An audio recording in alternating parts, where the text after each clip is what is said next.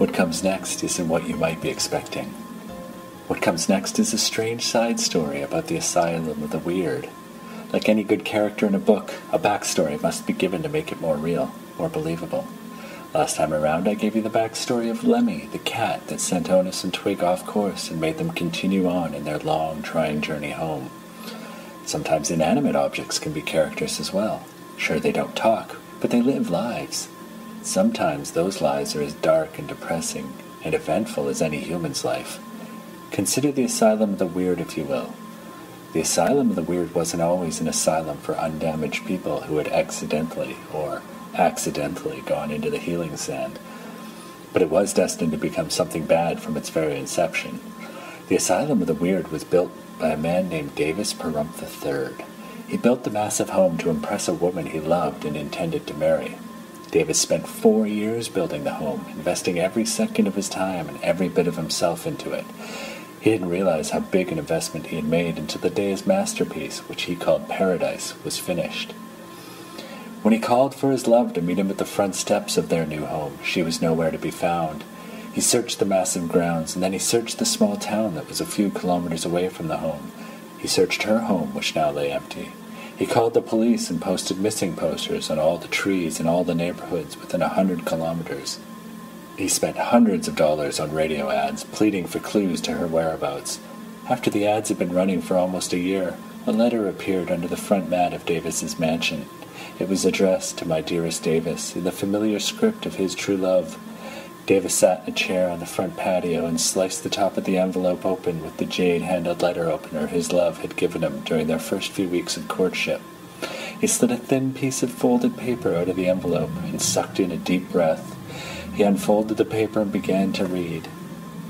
"My dearest Davis," it said again, 4 years ago you left my home and promised to return with the greatest gift I would ever be given.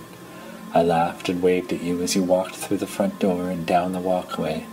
You did not tell me where you were going or how long you would be. After a year of waiting, without a single word from you, I figured you had left me. I figured our love wasn't meant to be. I mourn the loss, for I loved you more than anything in this world, but eventually I moved on. I had to. A week ago I heard your voice coming through my radio, and I actually thought there was a ghost in my room. When I realized what I was hearing, my heart broke.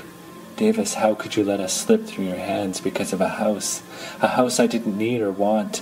I'm sorry I couldn't have worked harder to get a straight answer from you that day you left, for if I had, I would have told you that I was happy just having you. We could have lived anywhere, we could have done anything, and I would have been happy. I'm happy now, Davis, and I'm sending this letter to you so you can move on and find the happiness it seems you are looking for, and I hope you find it. I really do. Love always, your dearest Danielle."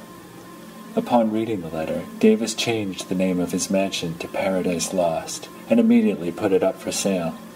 He sold it to a couple of shady men with twirly mustaches and crooked ties, and then he disappeared, never to be seen or heard from again. The shady men were twin brothers named Sigmund and Desmond Ewell.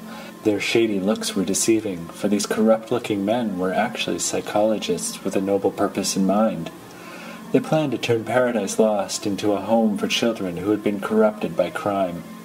It would be a place where bad kids could go to relearn the norms of society, where they could learn the difference between right and wrong, where they could change their bad ways before they became adults and their crimes carried a much more serious punishment.